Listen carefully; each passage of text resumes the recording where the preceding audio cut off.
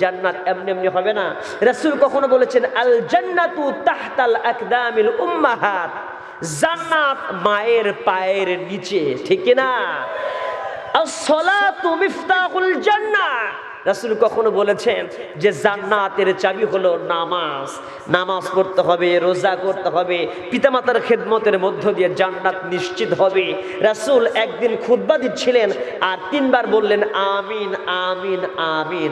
রাসূলকে জিজ্ঞেস করা হলো, ইয়া রাসূলুল্লাহ, কোনোদিন তো আপনি এমনটা করেন না, হঠাৎ এরকম করলেন কেন? বলে জিবরাইল এসে এই মুহূর্তে আমাকে বলে গেল যে এই পৃথিবীতে যারা রমজান মাসে রোজা পেল, গুনাহ মাফ করে নিতে পারলো না, তার জন্য ধ্বংস হোক। আমি রাসূল জিবরাইলের সাথে মিল রেখে বললাম আমিন। কথা বোঝেন নাই? 2 নাম্বার কি?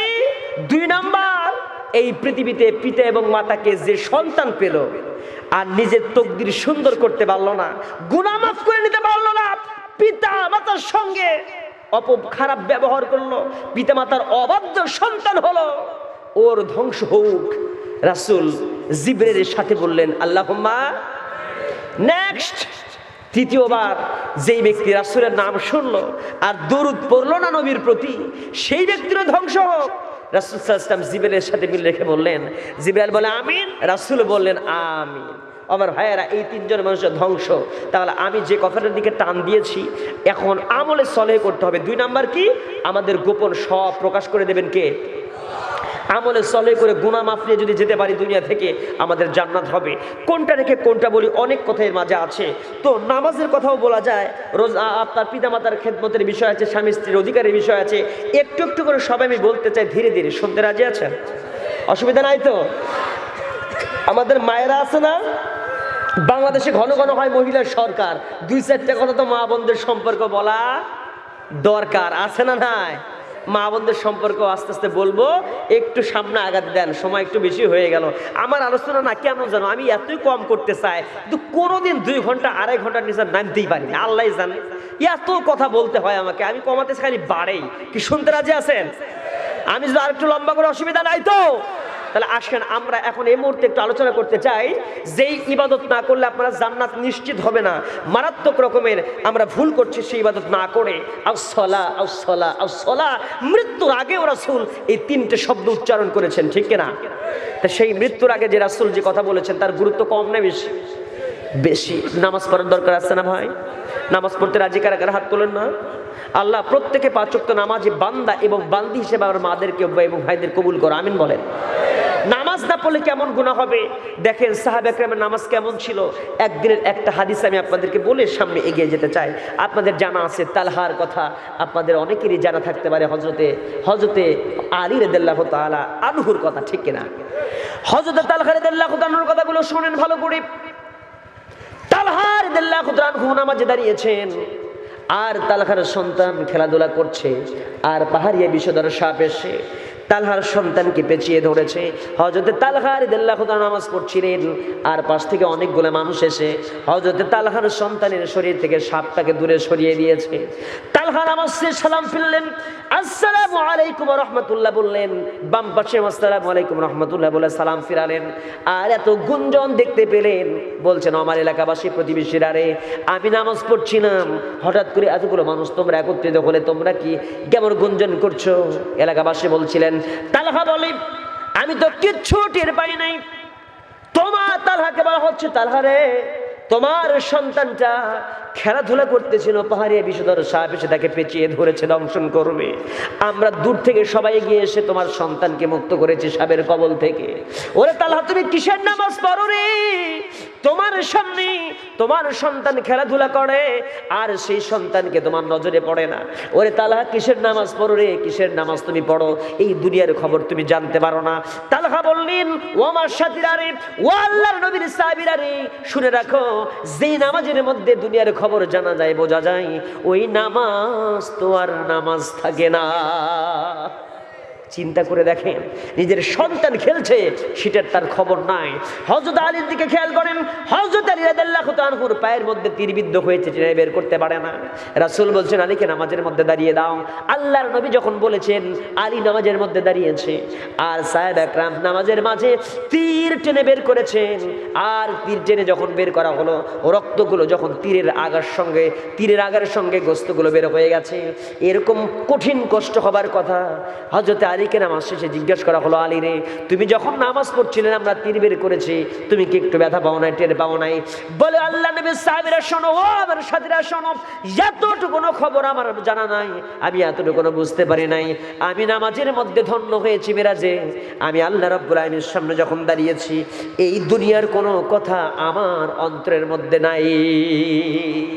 সুবহানাল্লাহ বলবেন না? তাদের নামাজ আর আমাদের নামাজ, আমরা একটু মশা কামড়ালে এদিকে পটাশ এদিকে পটাশ, কথা কয় না কেন? নামাজ পড়তে হবে, গরিব বলেন ধনী বলেন, প্রত্যেকের নামাজ না পড়লে কোনো মানুষ মুক্তি পাবে না, জান্নাত পাওয়া সম্ভব হবে। ভালো কাজ করে নামাজ পাইলেন, ভালো কাজ করে জান্নাত পাইলেন, তো জান্নাতের চাবি হলো নামাজ। আচ্ছা, আপনাকে একটা সুন্দর একটা বালাখানা দেওয়া হলো, বিশাল 10 তলা বিল্ডিং দেওয়া হলো, চাবি নাই। আচ্ছা, এই বিল্ডিং এর সামনে যা আপনার আফসোস কম হবে না বেশি হবে? হাই হাই রে, এই চাবি ছাড়া এই বিল্ডিং এর কোনো যেমন দাম নাই, ঠিক তেমনি করে আপনার নামাজ নাই, আপনার জান্নাত কপালে তো কেমনে হয়? এই জন্য নামাজ পড়ার দরকার আছে না নাই? এই জন্য আমার ভাই নামাজ সবাই পড়তে রাজি আছে না নাই? আমি তো মাঝে মাঝে নামাজ নিয়ে বহু রকমের গান আমার মনে হয়ে যায়, বলি মন খারাপ করতেছেন নাকি? এই গানগুলো থেকে শিক্ষা আছে না নাই? ডক্টর মিজানুর রহমান আজহারী ভাই গান গায়, ঠিক কিনা? শিক্ষা আছে না? আমরা তো ওই গান গাই না, এক বিন্দু ভালোবাসা দাও, আমরা বুঝে না নাকি? আমরা তো ওগুলো গাই না, তাই না? ঠিক কিনা? আমরা বলতেছি ইসলামের কথা, এর মধ্যে অনেক সুন্দর শিক্ষা আছে, খেয়াল করেন। বলবো, একটু বলবো। সালাত তোমার বন্ধু পরম শেষ বিচারের দিন, সালাত তোমার জীবন জুড়ে খুশবু প্রতিদিন, যায় নামাজে শান্তি বিলাই চিত্তে সীমাহীন, রব্বিয়াল আলা রব্বিয়াল আযীম। পারবেন না বলতে? এই পাশের ভাইয়েরা পারবেন না? বলেন না মন থেকে, রব্বিয়াল আলা, জোরে, রব্বিয়াল আলা রব্বিয়াল আযীম। মুমিন তুমি, সালাত তোমার মস্ত পরিচয়, দুনিয়া তোমার আজকে আছে কালকে হবে লয়, আজকে রুকু সিজদা করো, নিজ পরিচয় আঁকড়ে ধরো, আজকে রুকু সিজদা করো, নিজ পরিচয় আঁকড়ে ধরো, হবে না বিলীন। সালাত তোমার অঙ্গে মাখো, সঙ্গে রাখো, তবেই তো মুমিন। রব্বিয়াল আলা রব্বিয়াল আলা রব্বিয়াল আযীম, রব্বিয়াল আলা রব্বিয়াল আযীম।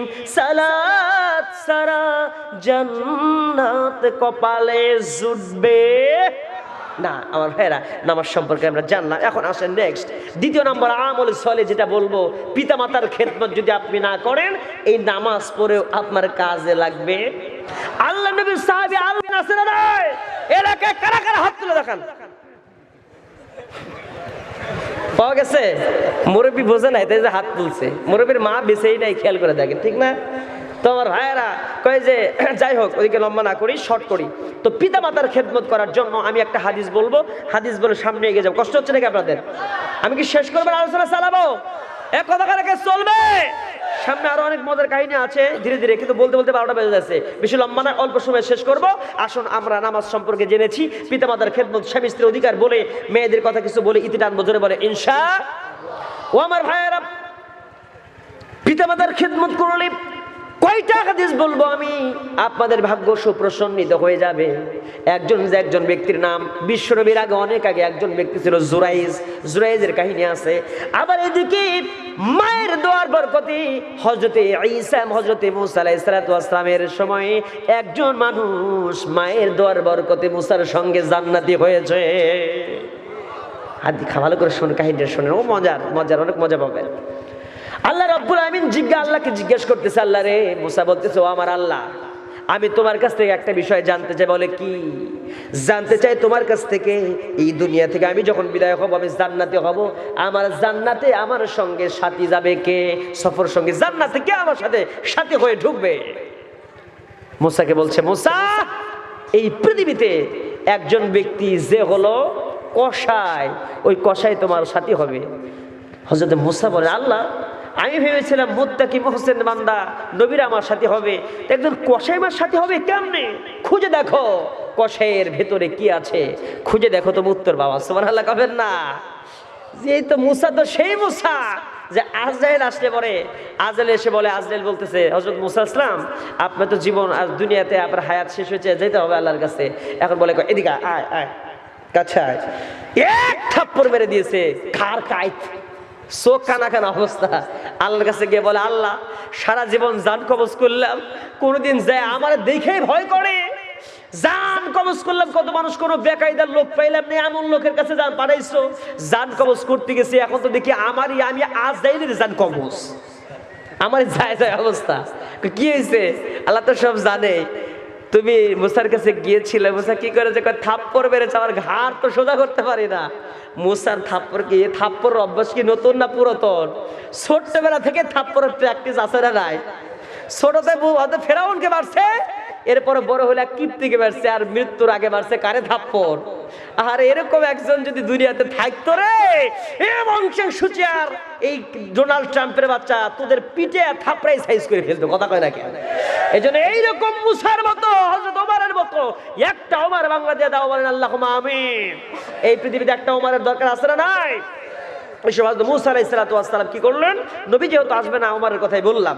মুসা আলাইহিস সালাতু ওয়াস সালাম তুলছে, কয় এই জন্য মেরেছি। আচ্ছা, তুমি আমার নবীর সম্মানে নবীর কাছে গেছো, সালাম দিছিলা, সালাম না দিয়ে জান কবজ করতে যাও? কয় আল্লাহ, ওটা তো বাইরে দেখে নাই, তো সালাম না দিয়ে গেছো, এই জন্যই তোমার থাপ্পড় বেড়েছে। আমার ভাইয়েরা, তো সেই নবীর নাম কিন্তু মুসা নবী, কমজম নবী না। তিনি কিন্তু শুধু নবী না, নট অনলি নবী বাট অলসো রাসূল। তিনি নবী এবং রাসূল দুইটাই কিতাব প্রাপ্ত যারা পৃথিবীতে চারজন, তারা রাসূল। সুবহানাল্লাহ বলবেন না? তাওরাত, জাবুর, ইনজিল, কোরআন, এই চারজন নবীর মর্যাদা, রাসূল, তারা রাসূল সবার চাইতে চারজনের মর্যাদা সবচেয়ে বেশি। আর এই চারজনের মধ্যে আবার একজনের মর্যাদা বেশি, তিনি কে? আমাদের নবী মুহাম্মদ রাসূলুল্লাহ সাল্লাল্লাহু আলাইহি সাল্লাম। বুঝতে পারলেন তো? সামনে আগাই। হযরত মুসা আলাইহিস সালাতু ওয়াস সালাম চলে গেলেন, খুঁজতে খুঁজতে কসাইকে পেয়ে গেছেন। বাজারের মধ্যে কসাই সারাদিন গোস্ত বিক্রি করলো।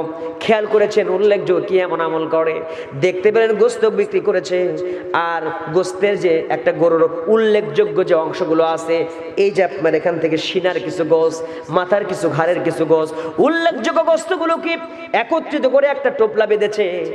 আর বিকেল বেলা যখন হয়ে গেল, হযরত মুসা বলছিলেন, আমি মুসাফির মানুষ, তোমার সাথী হতে চাই, তোমার সফর সঙ্গে হয়ে তোমার বাড়িতে একটু মেহমান হতে চাই। এই সময় হযরত মুসা পয়গম্বর যখন নিজের পরিচয় গোপন করেছেন, কসাই বলে, আলহামদুলিল্লাহ, চলেন বাসায়, আমি আপনাকে মেহমানদারি করাবো। কসাই যখন নিয়ে গেছে মুসাকে, মুসা যখন বাড়িতে গেছে, রাত্রিতে ঘরের মধ্যে থাকতে দিয়েছে। আর মুসাকে থাকতে দিয়া চলে গেছি একটা মাচির মধ্যে একটা বৃদ্ধা মহিলাকে বের করেছে, বের করে রাত্রিবেলা সুন্দর করে গোসল করে দিয়েছে, নিজের হাত দিয়ে গোসল করে দিয়ে সুন্দর করে তাকে কাপড় পরিয়ে দিয়েছে। আর রান্না করলো, রান্না করার পরে ওই গোস্তগুলোকে সুন্দর করে রান্না করলো। হযরত মুসা সব দেখছেন। রান্না করার পরে ওই রান্নাগুলোকে নিজের হাত দিয়ে মুখ দিয়ে খাওয়াইছে, মুখ দিয়ে উঠায় খাওয়াইছে। খাওয়ার পরে ওই বৃদ্ধা মহিলা দুইটা হাত তুলে তুলে কি যেন বিড়বিড়ি করে বলে, চোখের পানি ফেলে ফেলে কি যেন বিড়বিড়ি করে বলে, মুখ দিয়ে আলতো মুখ দিয়ে কি যেন বলে। আর ওই বৃদ্ধা মহিলাকে ওই যুবক বলতেছিলেন, তুমি যতই বলো এই কথা কোনোদিন আল্লাহর কাছে কবুল হবে না। বৃদ্ধা মহিলাকে আবার মাছির মধ্যে উঁচু জায়গায় সুন্দর করে রাখলেন। হযরত মুসা আলাইহিস সালাতু ওয়াস সালামকে এবার খাবার দিতে যাবেন, খাবার দিলেন। বলে, আপনি খাবার খান, আপনি তো আমার বাড়ির মেহমান।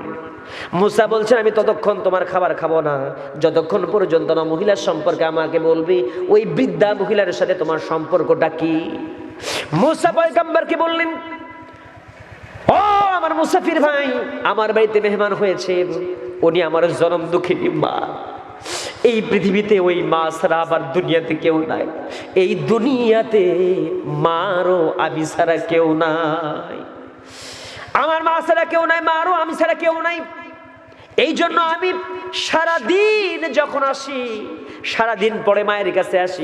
আমি তো একজন কসাই, গরু গোস্ত বিক্রি করি।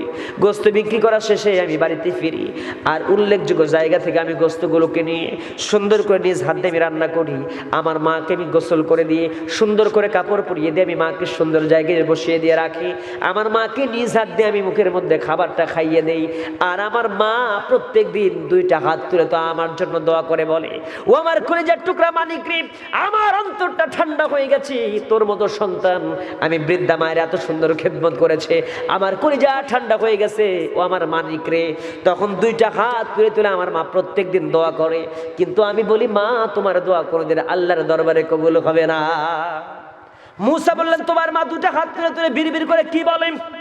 আমার মা যা বলে আপনি শুনে কাজ হবে না, আল্লাহ কোনোদিন সেটা শুনতেই পারে না। বলে, কি এমন বলেছে একবার বলো। বা আমার মা দুটি হাত তুলে বলে, ও আমার আল্লাহ রে, আমার সন্তানের প্রতি আমি সন্তুষ্ট আছি, আমি মা হয়ে তার জন্য দোয়া করি, আমার সন্তানকে তুমি এই জামানার পয়গাম্বার, বনি ইসরাইলের সবচেয়ে বড় নবী হযরত মুসা পয়গাম্বার, এই মুসা পয়গাম্বারের সঙ্গে আমার সন্তান যেন একসঙ্গে জান্নাতে যেতে পারে। তো আস্তে করে সুবহানাল্লাহ কর, সুবহানাল্লাহ একটু জোরে কর। সঙ্গে সঙ্গে মুসা পয়গম্বর বলছিলেন, ও আমার ভাই, এতক্ষণ আমার পরিচয় গোপন রেখেছিলাম রে ভাই, আমি তো সাধারণ ব্যক্তি না, আমি আল্লাহর প্রেরিত একজন রাসূল, আমি একজন নবী মুসা। যেই মুসার কথা তোমার মা বলেছে, আমি সেই মুসা। আল্লাহকে প্রশ্ন করেছিলাম, আল্লাহ আমার সঙ্গে জান্নাতে যাবে? আমার আল্লাহ বললেন, তোমার মতো একজন কসাই যাবে। আমি চিন্তা করলাম, উল্লেখযোগ্য কি এমন আমল করো যার কারণে তুমি নবীর সঙ্গে জান্নাতে হতে পারো। ও আমার ভাইয়েরা, এই জন্য মুসা আলাইহিস সালাম সেই দিন বললেন, ও কসাই রে, তোমার মায়ের দোয়াতে তুমি তোমার মায়ের খেদমত করে ধন্য করেছো, ধন্য হয়েছো। তোমার মা তোমার জন্য দোয়া করেছে, এই দোয়ার কারণে আল্লাহর আরশ খুশি হয়ে গেছে। আল্লাহ রব্বুল আলামিন তোমাকে এই জন্য আমার সঙ্গে জান্নাতে পাঠাবে। আমার ভাইয়েরা, সেই মায়ের খেদমত করলে আল্লাহর কসম, আল্লাহি তাল্লাহি বিল্লাহি, মায়ের খেদমত করেন, মায়ের কাছে দোয়া কর, দোয়া চান, বাবার কাছে 100%, 100% আপনার ভাগ্য সুপ্রসন্নিত হবে, রেজেকে বরকত হবে, বালা মুসিবত দূর হবে, গ্যারান্টি। কথা কয় না কেন? পিতামাতার দোয়া বিদ্যুতের গতির চাইতেও তীব্র গতিতে আল্লাহর কাছে পৌঁছায় দেয়, আল্লাহর কাছে পৌঁছে যায়। সুবহানাল্লাহ বলবেন না? এজন্য সেই পিতামাতার খেদমত করতে রাজি কারা কারা হাত তুলে দেখান দেখি। আল্লাহুম্মা আমিন। আল্লাহ প্রত্যেকে কবুল করো, জোরে বলে আল্লাহুম্মা।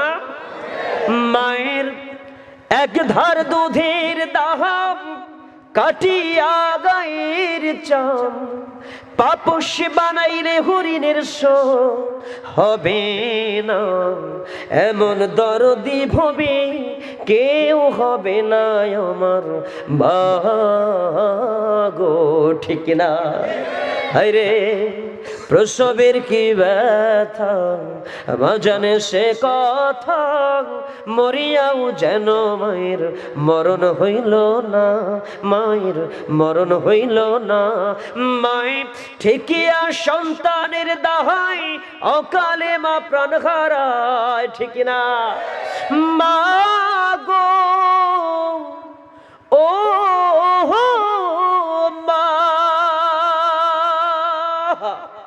মায়ে ঠিকিয়া সন্তানের দায়, অকালে মা প্রাণ হারায়, কেন সে মায়ের ভক্তি রাখো না, এমন দরদি ভাবে কেউ হবে না আমার মা গো। মুসলমান, সে মায়ের খেদমতের দরকার আছে না নাই? নেক্সট একটা আমল সলে নসিহত করে যায় আমার সেই মায়েদেরকে। মায়েদের সম্মান আল্লাহ যেমন বৃদ্ধি করেছেন, তেমনি করে আমাদের বাপদের সম্মান আল্লাহ বৃদ্ধি করেছেন। মায়েদের হক বেশি, আর পুরুষ মানুষের মর্যাদা আল্লাহ বৃদ্ধি করেছে। সুবহানাল্লাহ কবেন না? কোন মহিলা মানুষ নবী হয় নাই, কিন্তু প্রত্যেক নবী ওই মহিলা নারীর পেট থেকে এসছে, ঠিক কিনা? খেয়াল করেন, এই জন্য নারীদের পুরুষের মর্যাদা বেশি আর নারীদের হক বেশি। ভালো করে খেয়াল করবেন। এই জন্য যে সমস্ত মহিলা আজকে আলোচনা শুনতে এসছেন, আল্লাহর কসম করে বলি, স্বামীর খেদমতের মধ্য দিয়ে স্বামীকে সন্তুষ্ট করতে পারলেই আপনার জান্নাত নিশ্চিত হবে। 4টা কাজ করলে: নামাজ, রোজা, পর্দা, স্বামীর আনুগত্য, হক আনুগত্য। এই কয়েকটা কাজ করলে জান্নাত 8টা শ্রেণীর, যে একটা জান্নাতের 8টা শ্রেণী আছে, যে দরজা দিয়ে আপনি যেতে চান সেই দরজা দিয়ে হাসতে হাসতে কবুল করে নেবে, জান্নাতের মধ্যে রিসিপশন করবে, ওয়েলকাম, কনগ্রাচুলেশন, ওয়েলকাম, মারহাবা বলেন। মায়েদেরকে বলি স্বামীর খেদমত করতে হবে। স্বামীর খেদমত করেছিলেন কেমন? উম্মে সুলাইম স্বামীর খেদমত করেছিলেন হযরতে আয়েশা সিদ্দিকা রাদিয়াল্লাহু তাআলা আনহা। স্বামীর খেদমতের প্রমাণ দেখিয়েছেন ফাতেমাতুজ জোহরা রাদিয়াল্লাহু তাআলা আনহা, ঠিক কিনা? দেখেন তো ফাতেমার খেদমত কেমন। হযরত ফাতেমা রাদিয়াল্লাহু তাআলা আনহা কেমন ছিলেন, খাদিজা রাদিয়াল্লাহু তাআলা আনহা কেমন ছিলেন। খাদিজার কথাটা মনে হয়ে গেল, কারণ খাদিজার ইতিহাস যখন পড়ি দু চোখের পানি ফেলে দেবা এমনি এমনি চলে আসে। একটু খেয়াল করেন, আলোচনাটা আমি ইতি টানবো, লম্বা করবো না, রাত 12টা বার হয়ে গেছে। এই হাদিস বলি, ইতি টানবো, মায়েদের বলি স্বামীর খেদমত কারে বলে, স্বামীর খেদমত কেমন জিনিস। মদিনার জিন্দেগির কথা বলি আমি। রাসূল বলছেন, খাদিজা রে তুমি কি চাও? মক্কাতে যখন খাদিজা অবস্থান করে, খাদিজা রাদিয়াল্লাহু তাআলা আনহা বলেন, প্রাণের স্বামী রে, জীবনে আমি আপনার কাছে কোনো কিছু চাই নাই, আমি শুধু আপনার কাছে একটা জিনিস চাইবো হুজুর গো। আজকে আমি কয়েকটা দাবি করব। আমি যখন মারা যাব, আমি মারা যাওয়ার সঙ্গে সঙ্গে আমার জানাজার লাশটা কেউ ধরবে না, আপনি নিজের হাতে আমার জানাজা নামাজ আদায় করাবেন। আপনি নিজের হাতে খাটনিটা যখন নিয়ে যাবেন, খাটনিটা নিয়ে গিয়ে নিজে হাত দিয়ে আপনি খাটনি বহন করে জানাজার মাঠে যাবেন, আপনি যে জানাজা পড়াবেন, আপনি নিজে কবরের মধ্যে আপনাকে দাফন করবেন। ইয়া রাসূলুল্লাহ, কি প্রাণের স্বামী গো, আর আপনি নিজে আমার জন্য ওই যে মার রব্বুক ওয়া মা দীনুক ওয়া মান হাযার রাসূল 3টা প্রশ্ন কবরে হবে, এই 3টা প্রশ্নের উত্তর আপনি আমার হয়ে দিয়ে দেবে। রাসূল বলছেন, খাদিজা রে জীবনে তুমি কোনো কিছু চাও নাই রে খাদিজা, তুমি তো সব দিয়ে দিয়েছো, তোমার জীবন দিয়ে দিয়েছো, সম্পদ ইসলামের জন্য ব্যয় করে দিয়েছো রে খাদিজা, জীবনে কোনোদিন কোনো কিছু চাও নাই। আজকে তুমি যা বললে সব আমি আদায় করে দেব রে খাদিজা। খাদিজা রাদিয়াল্লাহু তাআলা আনহার মৃত্যু হয়ে গেল, খাদিজা দুনিয়া থেকে বিদায় হয়ে গেছেন। আল্লাহর নবী যখন জানাজার ময়দানে খাদিজা করলেন, জানাজা হয়ে গেল, কাফন সুন্দর করে পরিয়ে জানাজা হয়ে গেছে। দাফনের জন্য যখন দাফনের জন্য কবরস্থ করা হলো, দাফন করে দেওয়া হলো। দাফন শেষ করে দিয়া খাদিজা রাদিয়াল্লাহু তাআলা আনহা দাফন করার পরে মুখটা কিবলামুখী করে দেন, বারবার আসমানমুখী হয়ে যায়। হযরত রাসূল বারবার কিবলামুখী করেন, আসমানমুখী হয়ে যায়। জিবরাইল আমিন আসলেন, ইয়া রাসূলুল্লাহ, কি আপনি টেনশন করবেন না, খাদিজার প্রতি আল্লাহ এত সন্তুষ্ট হয়ে গেছেন, খাদিজার চেহারা আল্লাহর আরশের দিকেই থাকবে। আপনি যতই চেষ্টা করেন না কেন, খাদিজার চেহারাটা আপনি কাবার দিকে করতে পারবেন না। বলেন সুবহানাল্লাহ। রাত গভীর, রাত হয়ে গেল, সমস্ত সাহাবী বিদায়। ওই যে খাদিজা বলেছি, মুনকার নাকিরের 3টি প্রশ্নের জবাব দিতে হবে। রাসূল দাঁড়িয়ে আছেন কবরের পাশে, সবাই চলে গেছে, সন্ধ্যা ঘনিয়ে আসছে, রাত হয়ে গেল, সবাই চলে গেছে, রাসূল দাঁড়িয়ে আছে একা। এই সময় জিবরাইল এসে বলে, ইয়া রাসূলুল্লাহ, সব মানুষ চলে গেছে, আপনি দাঁড়িয়ে আছেন। বলে, জিবরাইল রে, আমার খাদিজা আজকে দুনিয়া থেকে বিদায় হয়ে গেছে, খাদিজার কাছে আমি কয়েকটা ওয়াদা করেছি, ওয়াদাটা পূরণ করার জন্য শেষ প্রান্তে দাঁড়িয়ে আছি। ইয়া রাসূলুল্লাহ, কি আল্লাহ রাব্বুল আলামিন সব জানে, খাদিজার জন্য আপনার টেনশন নাই। যেই খাদিজা জীবনের সব আপনাকে দান করে দিয়ে গেছে, আপনার জন্য কত কষ্ট করেছে খাদিজা, এই খাদিজার জন্য আল্লাহর আরশ খুশি হয়ে গেছে। আল্লাহ রাব্বুল আলামিন ওই 3টি প্রশ্নের উত্তরের জন্য আল্লাহ নিজে যথেষ্ট হয়ে গেছে। আর আল্লাহ রাব্বুল আলামিন খাদিজার জন্য আল্লাহ জান্নাতের ব্যবস্থা করে দিয়েছেন, আপনি টেনশন করবেন না। আমার রাসূল যখন এই খাদিজাকে কবরস্থ করেছেন, কতই কষ্ট পেয়েছেন। রাসূলের জীবনে 13টা যে বর্ণনায় আসুক না কেন, যে বিবাহ করেছেন, খাদিজা যতদিন খাদিজা যতদিন পৃথিবীতে ছিলেন, এই খাদিজার ভালোবাসায় রাসূল ছিলেন প্লিজ আনন্দিত, ততদিন পর্যন্ত বিবাহ করেন যতদিন ওই খাদিজা দুনিয়াতে বেঁচে ছিলেন। বলেন ঠিক কিনা? ও আমার মায়েরা, কেন আমি কথাটা বললাম, কেন খাদিজাকে কাকে রাসূল বেশি ভালোবাসতেন? একটা খাদিজার বয়স যখন 40 বছর, আমার রাসূলের যৌবন প্রাপ্ত যখন 25 বছরের যৌবন প্রাপ্ত একজন মানুষ, 25 বছরের মানুষ কেন 40 বছরের এই মানুষটাকে ভুলতে পারে না? কেন সে বলতে পারে না? কারণটা কি? আল্লাহ নবী হযরতে আয়েশা সিদ্দিকাকে বিয়ে করলেন। বিয়ে করার পরে বিদায় হজের ভাষণে চলে এসে বিদায় হজ করার জন্য চলে এসেছেন মক্কায়। মক্কাতে বিজয় হজ যখন করলেন, বিদায় হজ হয়ে গেছে, আর রাসূল বিদায় হজের ভাষণ দিলেন। ভাষণ দেওয়ার পরে একই উটের উপরে আরোহণ করে হযরতে আয়েশা সিদ্দিকা রাদিয়াল্লাহু তাআলা আনহা আর আমার রাসূল বিদায় হচ্ছিলেন আবার মদিনার পথে। বলেন সুবহানাল্লাহ। এই সময় বলেন, আয়েশা একটু ওয়েট করো, আমি একটু আসি।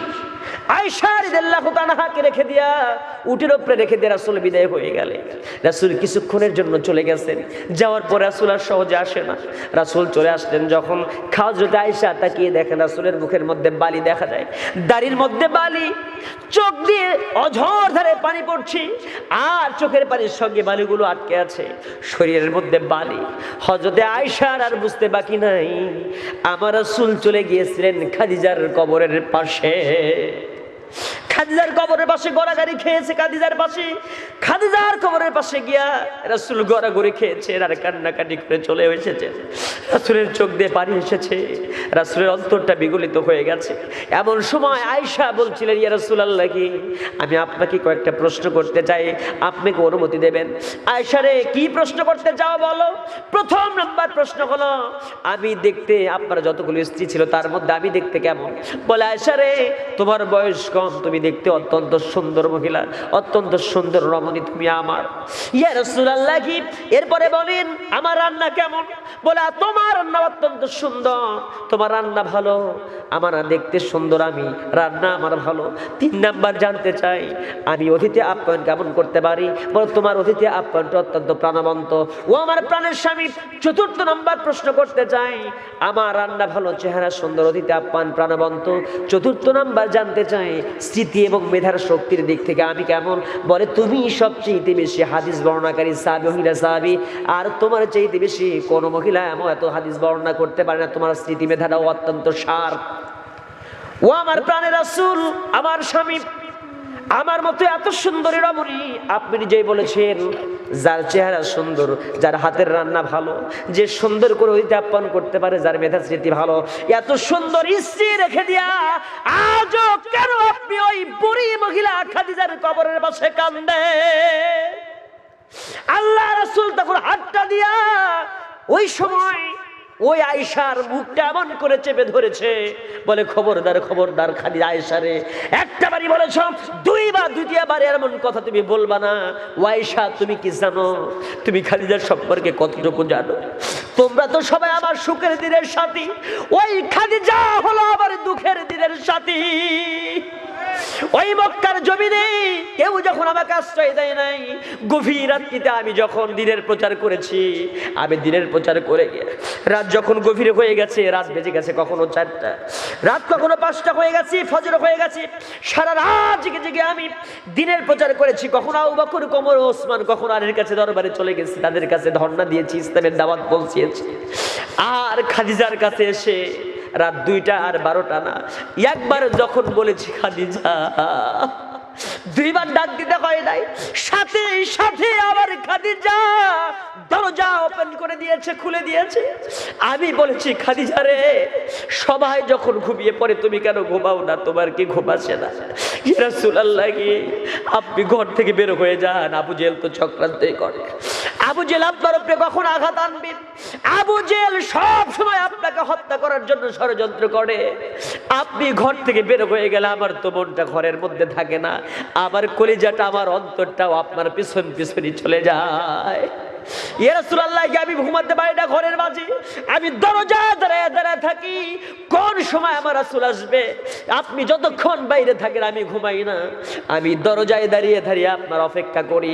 ইয়া রাসূলুল্লাহ, সব সময় আমার অন্তরটা ব্যতিব্যস্ত থাকে, কখন না জানি আপনার উপরে আঘাত হানে ওই কাফের মুশরিকেরা। ও আয়েশা, তুমি কি জানো, যেইখানে আমার সুখের দিনের সাথী নয়, আমার দুঃখের দিনের সাথী। খাদিজার যতগুলো সম্পদ ছিল সমস্ত সম্পদগুলো দিনের জন্য ব্যয় করে দিয়েছে। ও আয়েশা রে, সেই খাদিজার সম্পর্কে তুমি কি বলো? তুমি তো আমার খাদিজাকে চেনো না। আমার খাদিজার চাইতে উত্তম মিষ্টি আমার কপালে আর জোটে নাই। ও আমার ভাইয়েরা, আমার নবীজি খাদিজা রাদিয়াল্লাহু তাআলাকে এত পরিমাণ ভালোবাসতেন, একটা মাত্র কারণ, খাদিজার মতো করে অন্য কোনো মেয়ে, অন্য কোনো নারী রাসূলের জীবনে যতগুলো নারী এসেছে, খাদিজার মতো করে রাসূল কোনোদিন তাদের জন্য অত কান্নাকাটি করে নাই। খাদিজাকে তো ভালোবেসেছিলেন, কারণ খাদিজা রাসূলকে ভালোবেসেছে জীবনের চেয়েও বেশি। বলেন ঠিক কিনা? ও আমার ভাইয়ের জন্য মায়েদেরকে বলি, যেই মহিলা স্বামীর জন্য সারা রাত জেগে থাকতে পারে, সেই মহিলার জন্য সেই স্বামীকে তার স্ত্রীর জন্য বলতে হবে যে আমাকে এক ভরি সোনা দাও, আমাকে এইটা দাও, ওইটা দাও। ওই স্বামী চিন্তা করবে যে স্ত্রী আমার জন্য সারা রাত জেগে থাকতে পারে, একটা কথা বলতে দেরি সাথে সাথে আদায় করে দেয়, ওই স্বামী চিন্তা করবে আমার যদি কলিজাটাও ছেড়ে স্ত্রীর হাতে দিতে পারতাম আমি সেটাও তুলে দিতাম।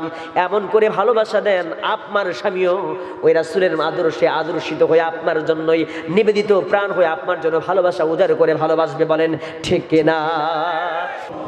হেলাতালাম গভীর রাত, নিঝুম রাত, খোলা আকাশের নিচে ঝিমানো চাঁদের নিচে তোমার চাঁদের মতো কিছু গোলাম বান্দা বান্দিকে নিয়ে তোমার কালাম থেকে কিছু কথা বলে গুনার বোঝা মাথায় নিয়ে কাঙ্গাল ভিখারির বেশে তোমার শাহী দরবারে দুখানা হাত পেতে দিয়েছে আল্লাহ। হেলাতালাম বর্তমানে যুব সমাজ কক্সবাজারের উখিয়া অঞ্চলের পালংখারি উখিয়া কক্সবাজারের বর্তমানে যুব সমাজের যুব সমাজ কল্যাণ সমবায় সমিতির উদ্যোগে আয়োজিত অষ্টম বার্ষিকীর 2 দিনব্যাপী তাফসীরুল কোরআন মাহফিলের সমাপনী দিবসে তোমার হাজার হাজার তাওহীদি জনতাকে সাথে নিয়ে অকুর রব্বির হামহুমা কামা রব্বায়ানা সগীরা। হেলা তাআলা খাস করে বিশেষ করে আজকের মাহফিল আয়োজন যারা করলেন আর শোনার জন্য যারা আসলেন, রাতের ঘুম হারাম করে দিয়ে যারা কোরআন শুনলেন রাত 12:30 পর্যন্ত প্রায়, হেলা তাআলা টাকা দিয়া, পয়সা দিয়া, শ্রম দিয়া, মেধা দিয়া, যোগ্যতা দিয়ে যারা আজকের মাহফিলটাকে সফল করলেন রে আল্লাহ, হেলা তাআলা মেহেরবানি করে বিনিময়ে কাল কিয়ামতের কঠিন মুসিবতের দিনে, যেদিন পিতা তার পুত্ররে চিনবে না, মা তার সন্তানরে ভুলে যাবে, সেই কঠিন মুসিবতের দিনে এ মাহফিল আমাদের সবার জন্য নাজাতের মাধ্যম তুমি আল্লাহ বানায় দিও। এমন সময়ে হাত তুলেছে তামাম পৃথিবীতে মুসলমান আজকে মার খায়। ওই যে সোমালিয়ার মুসলমান, চেচনিয়া, বসনিয়া, যুগোস্লাভিয়া, ওই যে আরাকানের জমিনে বার্মা রোহিঙ্গা মুসলমান ভাইয়েরা লক্ষ লক্ষ ভাইদেরকে পুড়িয়ে মারা হলো, লক্ষ লক্ষ প্রায় 10-12 লক্ষ আমার মুসলিম ভাই মুসলিম বোনেরা আজকে উখিয়া পালংখালি ঠ্যাংখালিতে আজকে তারা আশ্রয় নিল। হেলা তাআলা নির্যাতিত চীন, সিরিয়া, ইয়াঙ্গুন প্রদেশ, উরুগুয়ের প্রদেশের মুসলমানদের উপরে নির্যাতন চলছে। হায় আল্লাহ তাআলা কাশ্মীরের মুসলমান নির্যাতিত, আফগানিস্তান, কাবুল, কাশ্মীর সহ তামাম বাংলাদেশ সহ তামাম পৃথিবীর মুসলমান নির্যাতিত রে আল্লাহ, তামাম পৃথিবীর মুসলমানদেরকে তুমি তোমার কুদরতি হাত দিয়ে হেফাজত করো। হায় আল্লাহ তাআলা খাস করে বিশেষ করে আল্লাহ তাআলা বাংলাদেশের জমিনের মধ্যে শান্তি ফিরিয়ে দাও। ইসলামের বিপক্ষে যারা কটূক্তি করে তাদেরকে বুঝ দাও, আর যদি তাদের মন্ত্রে বুঝ না আসে তাদেরকে তুমি ধ্বংস করে দাও। হায় আল্লাহ তাআলা আজকের মাহফিলের সম্মানিত সভাপতি সাহেবকে কবুল করে না। জনাব সভাপতি সুলতান আহমদ সাহেব অত্যন্ত পবিত্র সুন্দর মানুষ। হায় আল্লাহ তাআলা ইউপি সদস্য 9 নং ওয়ার্ড পালংখালী ইউনিয়ন শাখা, মেহেরবানি করে সুলতান আহমদ ভাইদের দ্বারা ভাইয়ের মধ্য দিয়ে ইসলামের কাজকে তুমি আরো বেগবান করার, ত্বরান্বিত করার তৌফিক দিয়ে দাও। সুলতান আহমদ ভাইয়ের হায় আল্লাহ তাআলা অসুখ বালা মুসিবত থেকে তুমি তাকে পরিত্রাণ দাও, তার পরিবারের উপরে খাস রহমত বরকত নাজিল করো।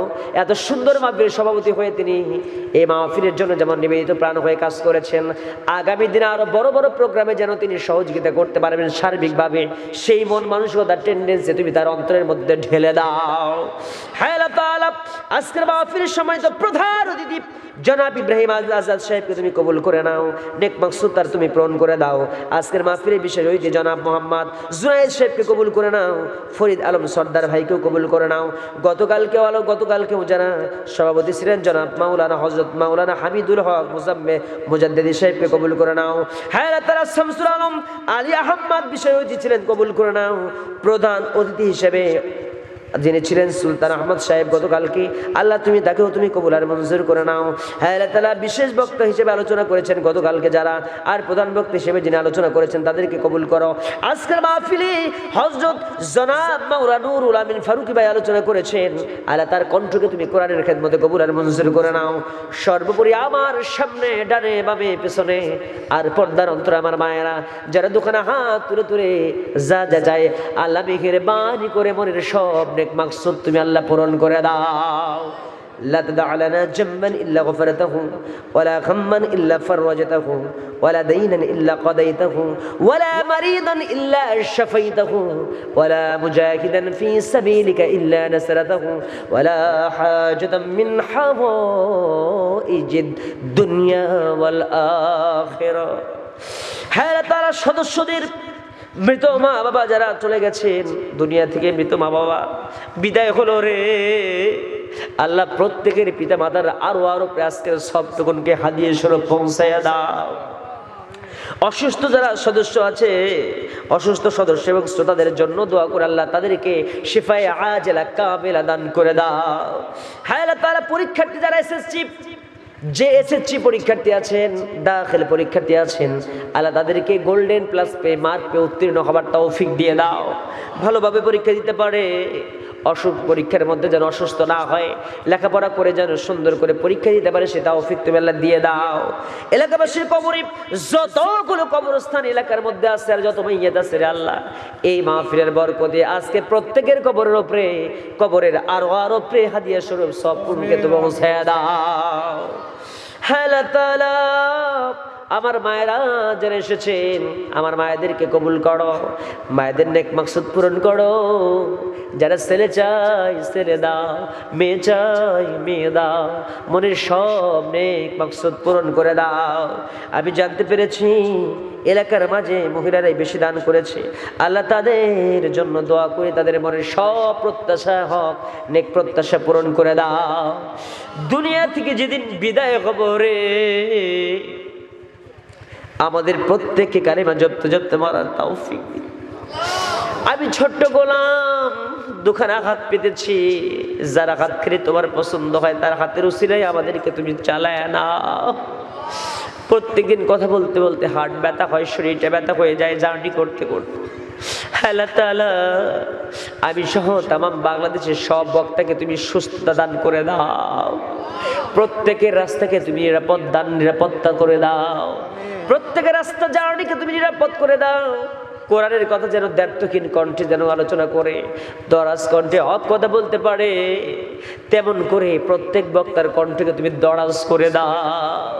হ্যাঁ আমার শরীরটা ব্যথা, আমার শরীরের মধ্যে অ্যান্টিবায়োটিক চলছে, প্রত্যেক দিন 3টা করে অ্যান্টিবায়োটিক খাইতে হচ্ছে আল্লাহ। হ্যাঁ আল্লাহ তাআলা জার্নি করতে কষ্ট অসুস্থ হয়ে যায়, তুমি তো একমাত্র আমার হৃদয়ের খবর জানো। মেহেরবানি করে তোমার কাছে দোয়া করি এতগুলো হাজার হাজার মানুষকে নিয়ে আমাকে তুমি পরিপূর্ণ সুস্থতা দান করে দাও। আমার মা বাবার সঙ্গে এলাকার প্রত্যেকের মা বাবাকে কবুল করে না। সর্বোপরি আল্লাহ শেষ প্রান্তে এসে আমার সামনে ডানে বামে এবং কমিটির যতগুলো যুবক আছে প্রত্যেক যুবককে কবুল করো, মুরব্বীদেরকে কবুল করে নাও, কচি কচি বাচ্চাদের কবুল আর মঞ্জুর করে নাও। দুনিয়া থেকে যেদিন বিদায় খবরে আমাদের সবাইকে ঈমান নেবার তৌফিক দিয়ে দাও। রব্বানা তাকাব্বাল মিন্না ইন্নাকা আনতাস সামিউল আলিম وتب علينا إنك أنت التواب الرحيم سبحان ربك رب العزة عما يصفون وسلام على المرسلين والحمد لله رب العالمين وجعل آخر كلامنا عند الموت لا إله إلا الله محمد رسول الله